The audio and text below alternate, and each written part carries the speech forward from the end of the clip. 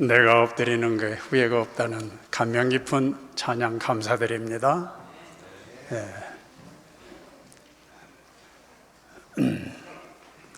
다윗은 자이언트 거인이었는가요?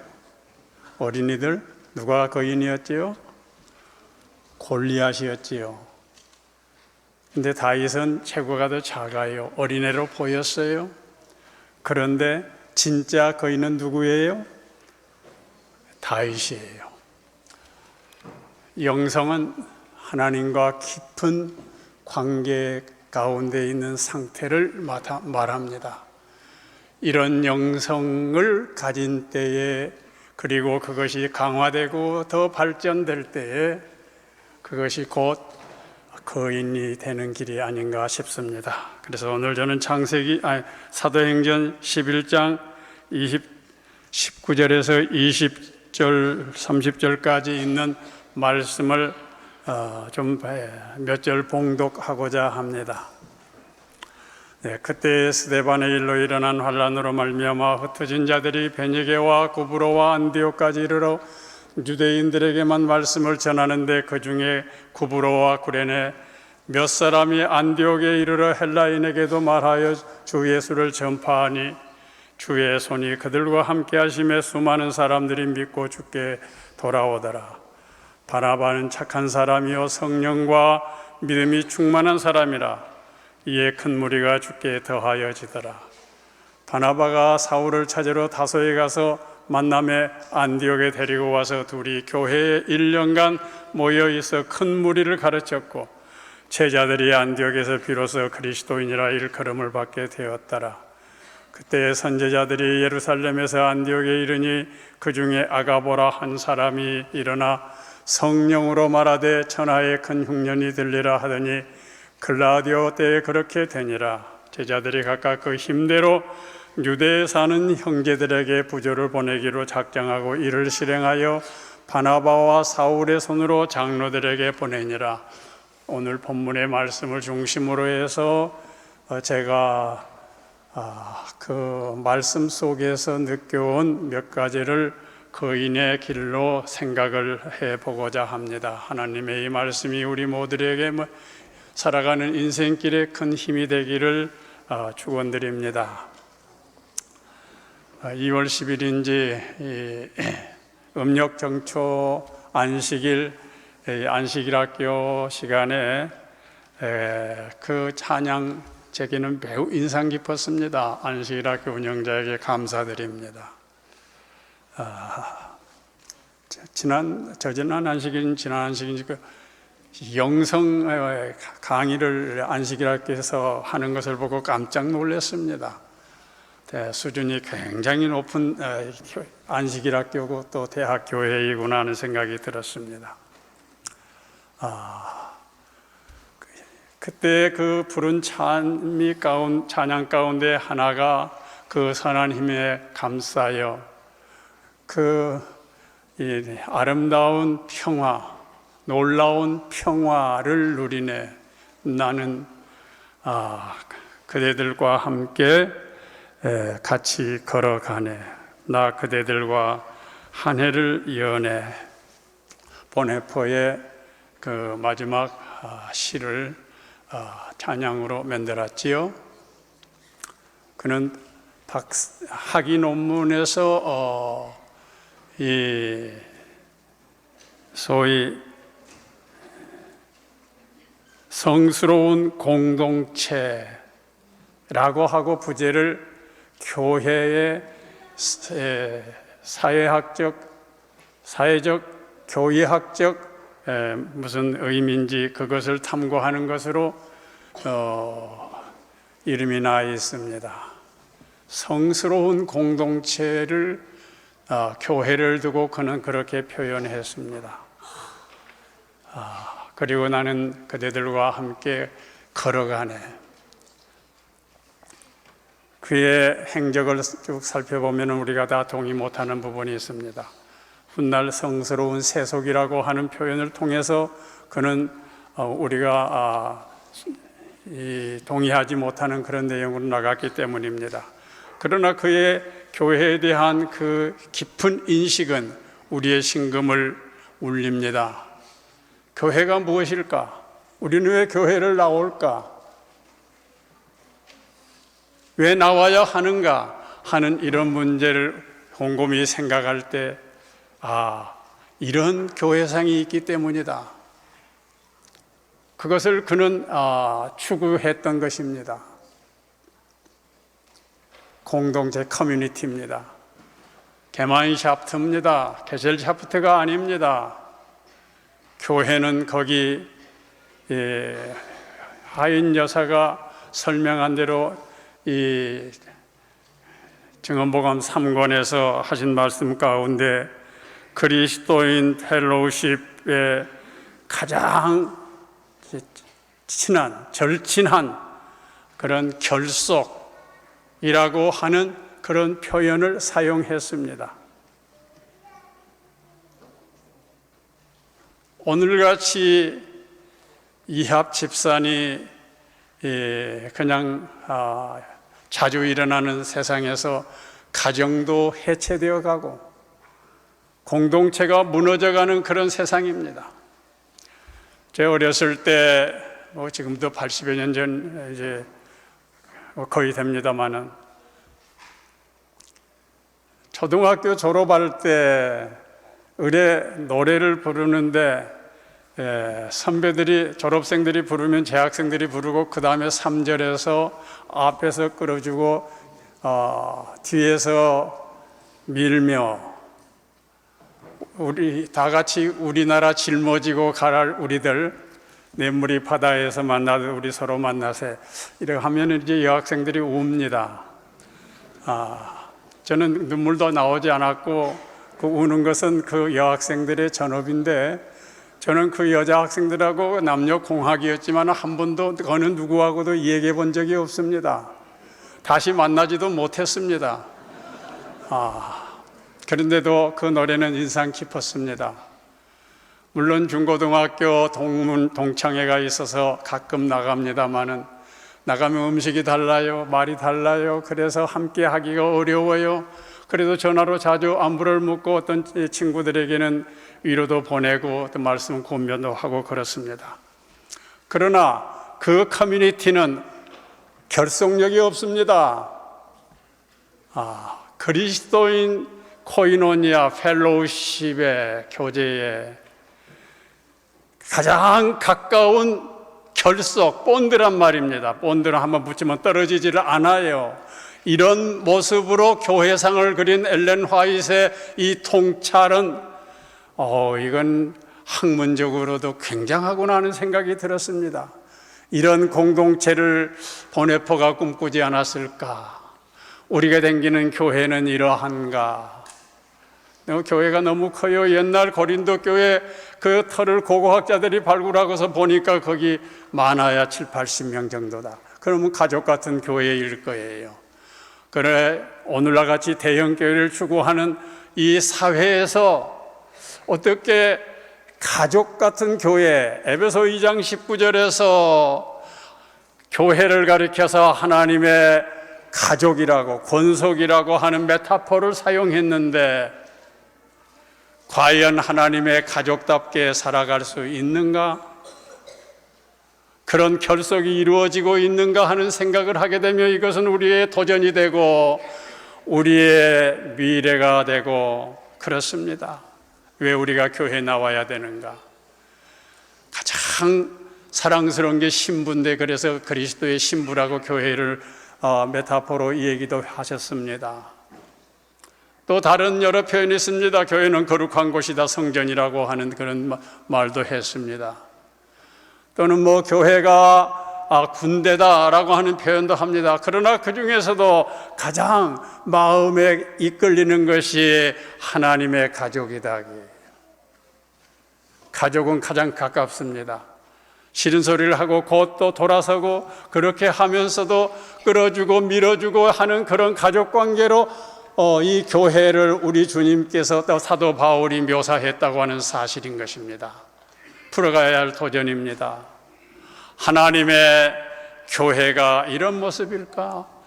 오늘 인간은 절망 가운데 빠집니다.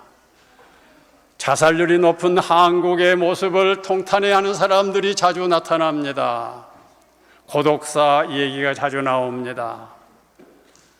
그런데 우리는 7일마다 한 번씩 모이고 또 금요일째는 모이고 화요일 기도에 모이고 이렇게 큰 교회는 또 작은 교회를 마련해 가지고 그 함께 그들 그룹이 모이고 그래서 어떤 교회론 학자는 말하기를 작은 교회가 아름답다고 말하고 있습니다. 작은 교회는 이 큰 교회의 불씨를 살려가는 작은 불씨라고 이렇게 보고 있는 것입니다. 교회가 가지고 있는 매혹적인 이 거룩한 의미를 대학교회가 이루어가고 있을까? 제가 성경을 읽다가 이런 교회가 어느 교회일까? 직접적으로 표현은 나오지 않지만은 그게 안디옥 교회가 아닐까 하는 생각이 들었습니다. 안씨가 아니라고 하는 말이 들어가서 안디옥 교회가 아닙니다. 안디옥 교회 구성원들이 국제적인 교회의 어젯밤에 거룩한 성만찬 예식의 감동적인 그 모습을 보면서 깊이 느꼈습니다. 국제적인 교회로구나. 안디옥 교회야말로 국제적인 교회였습니다. 유대인들이 있습니다. 헬라인들이 있습니다. 거기 헤롯 안티파스의 젖동생이 있습니다. 그리고 또 니게르라고 할 때는 이것은 이제 좀 새카만 사람이라고 하는 뜻이니까 구레네에서 왔으니 이건 흑인 계통이 아닐까 하는 생각이 듭니다. 그런 사람들이 있습니다. 사도행전 13장 1절 2절에 나와 있습니다. 그런가 하면 거기 선지자와 교사가 넘쳐납니다. 제가 헤아려 보니까 한 6명 되지 않을까 하는 생각이 듭니다. 그런데 저 구레네에서 이들이 오는데 그 거리가 1980km쯤 돼요. 서울에서 부산이 320km 정도 돼요. 그런데 구레네에서 안디옥까지 오는데 1980km? 엄청납니다. 비행기도 없고 자동차도 없던 시절입니다. 물론 안디옥에 있는 오론테스 강을 중심으로 해서 쪽배를 타고 큰 바다로 나가서 큰 배를 탈 수 있겠습니다만 굉장합니다. 저 다소에까지 가는데 226km입니다. 또 예루살렘까지는 한 480km 됩니다. 어마어마한 이 천문학적인 거리를 이들이 저 안디옥으로 향해서 갔다. 무엇이 거기 있길래 왜 갔을까? 거기 가면은 정이 붙어서, 거기 가면 뭔가 있어서, 자석같이 끌리는 힘이 있어서 그런 거 아니겠습니까? 그 역경과 시련, 위험한 시기에 그 모든 것을 돌파하고 견인 불발의 힘으로 안디옥으로 향하는 이들의 모습은 영적 거인으로 제게는 비춰졌습니다. 삼육대학교에는 국제교회, 기질이 다르고 또 전문 분야가 다르고 여러 분야가 다릅니다. 저희 집 사람이 어제 그래요. 가지각색에 여러분들이 나오시는데 무슨 말로 내일 설교할 거냐고. 저도 답이 없다고 그랬습니다. 가지각색의 사람들이 함께 모여서 찬양하고 예배하고 하나님을 섬기는 이 안디옥 교회에 거기 찾아온 그 사람들은 이름이 없다 할지라도 모두가 영적 거인이 아니었나 싶습니다. 그럴 겁니다. 그러지 않고야 그 먼 거리를 그렇게 갈 수 있겠습니까? 빈부귀천, 흑인 또는 백인 할 것 없이, 유대인 또 헬라인 할 것 없이 모두가 다 하나님의 권속으로 일체된 그 모습입니다. 오순절 성령 다락방 교회가 탄생하는 생명의 보금자리였습니다. 성령 다락방이 교회의 탄생지였단 말입니다. 따라서 교회는 성령 공동체입니다. 새 언약의 공동체입니다. 그리스도의 보혈로 맺어진 피의 형제 자매들입니다. 한 아버지라고 섬기는 그러한 가족인 것입니다. 우리는 다 입양한 그런 자녀들입니다. 이러한 상황 속에서 무엇이 나침반처럼 아니 자석처럼 이곳으로 사람들 오게 했을까?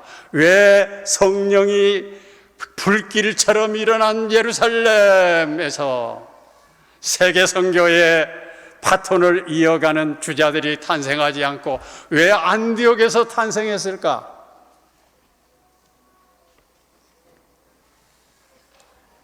예루살렘 교회의 그 유대주의자들, 신자들, 크리스찬입니다.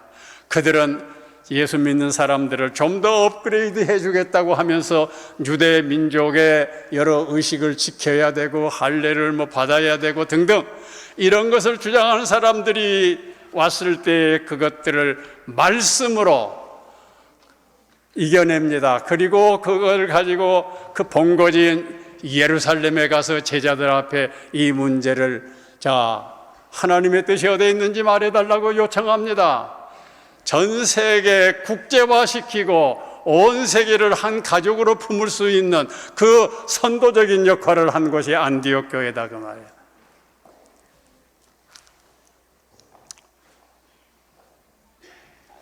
베드로 같은 탁월한 사람도 안디옥에 와서는 외식을 했어요. 그러다 바울한테 책망을 받았습니다.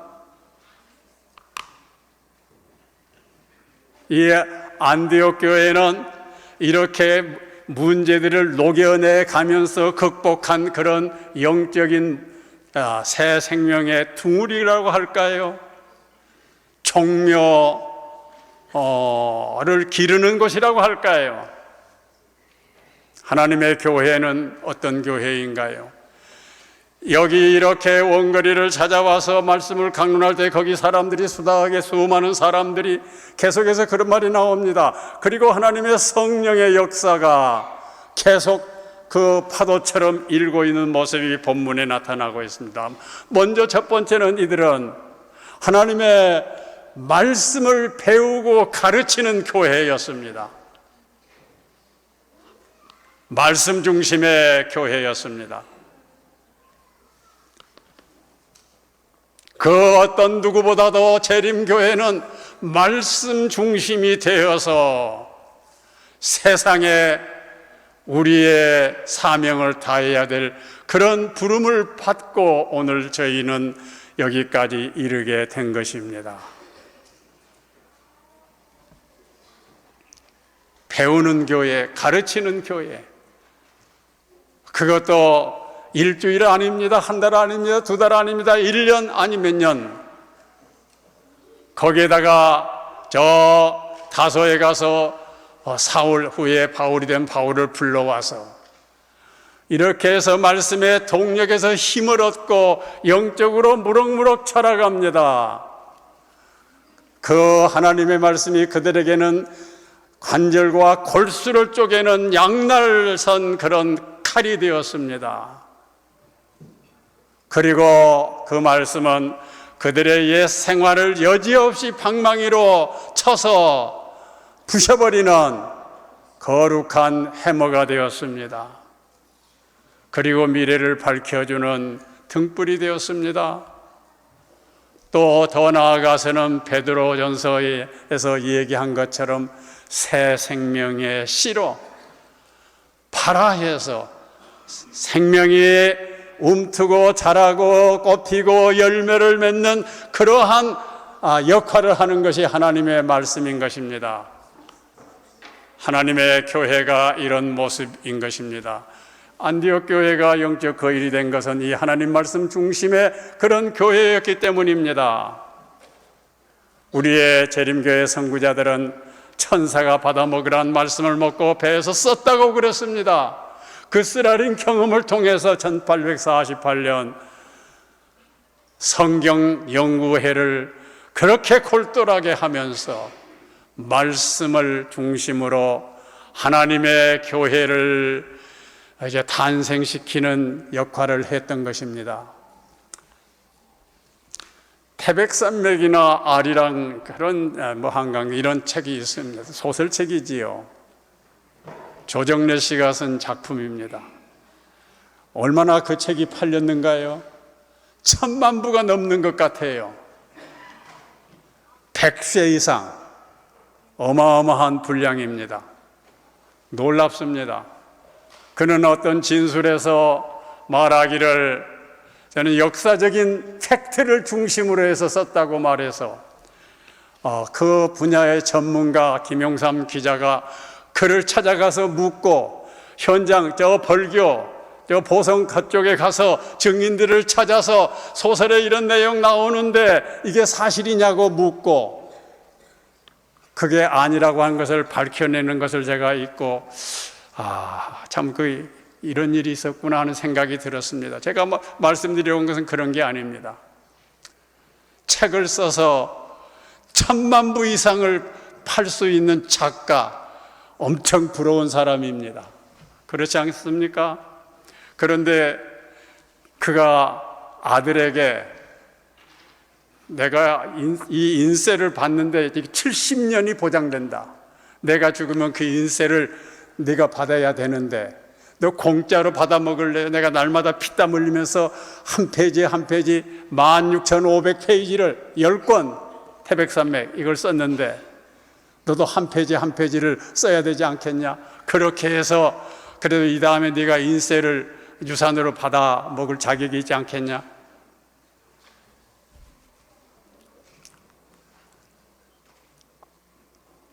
그 며느리 될 사람 여자친구한테도 그렇게 요구해서 둘이 다 태백산맥을 다 썼다고 그래요. 아들은 아리랑까지 다 썼다고 그래요. 아리랑 다 써가지고 짐을 집에다가 탁 갖다 던지고 쿵소리가 났다고 그래요. 놀랍습니다. 이 열세 기억제를 안에 한 기의 그 안식이라 그 교과책을 다 기록해가지고 저 앞에다 전시해 놓은 것을 제가 핸드폰에 담은 일이 있습니다. 훌륭합니다. 그런데 태백산맥을 베낀 그 자녀들은 그런 정도가 문제가 아니에요. 곰곰 생각해 봤습니다. 왜 조정래 작가는 그렇게 자기 아들에게 자기 며느리에게 쓰라고 했을까?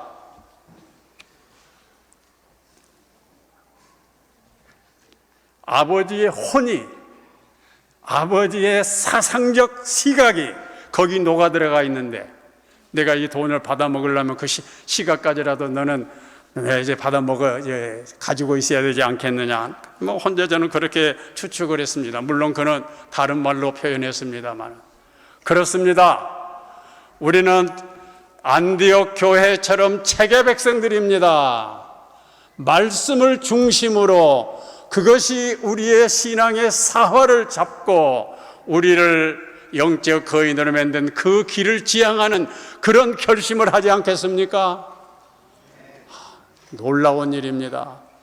안디옥 교인들은 그 다음에 둘째로 이들은 거기 있는 사람들이 다 예수 그리스도 크리스찬이라고 하는 그런 명명을 받았다고 그랬습니다. 화인 여사는 그걸 가리켜서 하나님이 주신 이름이라고 그랬습니다. 크리스천. 하나님께서 주신 이름인데 누구를 통해서요? 이방 사람들을 통해서인 것입니다. 그들의 대화의 주제는 예수 그리스도입니다. 복음서에 나타나는 예수 그리스도의 행적들입니다. 우리는 크리스마스 시즌에 그렇게 사람들이 많이 들뜬 것을 봅니다. 얼마 전 부활 축제에 그 상당한 관심을 가지고 거기 또 집중도 해보았습니다. 재림교회는 예수 그리스도의 행적의 어느 부분에다가 강조점을 두고 있습니까? 성육신이요? 부활이요? 아니 그 이상 승천해서 우리 예수님께서 하늘에서 무슨 일을 하는지 거기에다가 초점을 맞추고 재림교회는 연연구를 펼치고 있습니다. 스데반 70일의 그 기간이 끝나는 스데반은 돌에 맞아 죽으면서 그 얼굴이 천사처럼 보였더라. 그런데 그것은 원수들이 보는 판단입니다. 원수들이 보니까 천사처럼 보였더라. 그런데 스데반이 그때 하늘을 앙망하면서 보니까 거기 예수께서 일어서서 스탠딩, 자기를 보시는 것, 세상을 내려다보는 것을 고백하고 지적하고 있습니다. 스탠딩, 그것은 빈디케이팅입니다. 성경 연구 전체를 통해서 보면은 하나님께서 자기 백성을 옹호하시고 자기 백성을 위해서 중보하시고 자기 백성을 위해서 십자가 그 희생의 공로를 주장하며 이 사람은 그 죄를 회개했다고 하면서 그에게 천국 여권까지 주지 않았습니까? justification입니다. 자기 백성이 실수할 수도 있고 넘어질 수도 있는데 그것을 넘어서서 하나님의 그 자기를 위하여, 자기 백성을 위하여 중보하시고 그냥 안타까워 하시면서 당신의 거룩한 성령을 보내서 일으키시고 감동 주시는 그 모습을 봅니다. 재림교회 신학의 역점은 지상생애 쪽에 있지 않습니다. 무시하는 거 아닙니다. 천상에 있습니다. 이 땅의 어느 교파가, 어느 교단이 천상의 예수 그리스도의 이 중보와 빈디케이팅 우리를 위해서 십자가의 공로를 주장하며 있는데 백성이다.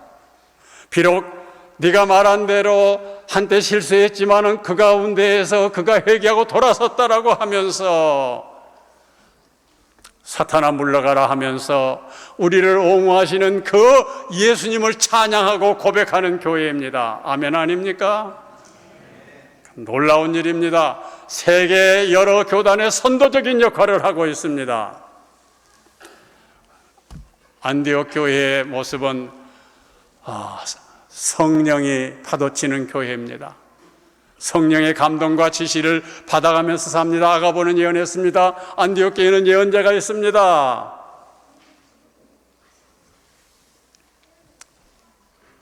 안디옥 교회 이 성령의 감동과 성령의 충만의 경험 바나바를 중심으로 해서 그것이 감염되어서 온 교회가 성령 공동체가 되었다는 안디옥 교회의 세 번째 특성을 저는 이렇게 보았습니다. 성령의 계속적인 지배와 통치를 받아가는 그 백성들이야말로 하늘 백성이요 영적 거인이 되는 길인 것입니다. 하나님의 거룩한 영의 지배를 받는 우리 모두가 되기를 바랍니다. 그 다음에 이 마지막 단에서 안디옥 교회는 흉년이 왔습니다. 재난이 왔습니다. 저 유대 예루살렘 교회를 돕자라고 해서 다 흔쾌하게 돕는 그런 모습을 봅니다. 자원봉사가 많다 그 말입니다. 안디옥 교회의 신자들은 서로 빗자루가 되고 서로가 뭔 도울 것이 없을까 하면서 하나님의 꿈을 같이 꾸면서 그 꿈을 이루기 위해서 몸부림치면서 기도하며 사람들을 죄악 세상에서 끌어내는 하나님의 거룩한 꿈에 동참하는 자원하는 선교사들이었습니다. 그걸 바탕으로 해서 사도 바울이 세계 선교 1차, 2차, 3차, 4차 선교 여행의 출발지가 되는 것입니다. 예루살렘 교회가 그 사명을 받았지만은 그걸 다 하지 못하고 안디옥 교회가 바톤을 이어받아 가지고 그래서 오늘 여기까지 이 거룩한 복음이 이르게 되었습니다. 시간이 다 되어 갔습니다. 오늘 제 5반에서 하는데 저한테 예, 여러분들이 단단히 당부해요. 시간 넘지 말라고. 사실 준비한 것도 많습니다만은 그 언명에 따라서 말씀을 마치고자 합니다. 영적 거인이 되는 것은 다른 길이 아닙니다. 거창한 게 아닙니다. 하나님의 말씀 중심으로 살아가고 말씀 속에서 자라가고 그 다음 예수 그리스도를 닮아가고 그리고 성령의 지배를 받고 성령의 통치를 받으면서 그리고 자원하는 마음으로 세계 선교의 그 기수로 나서는 모습입니다. 이게 대학교회가 지향해야 될 점이 아닐까 하는 생각이 듭니다. 이 일에 우리 모두가 동참하면서 하나님의 축복을 받는 대학교의 선교적 사명을 다하는 우리 모두가 다 되기를 바라며 말씀을 마칩니다.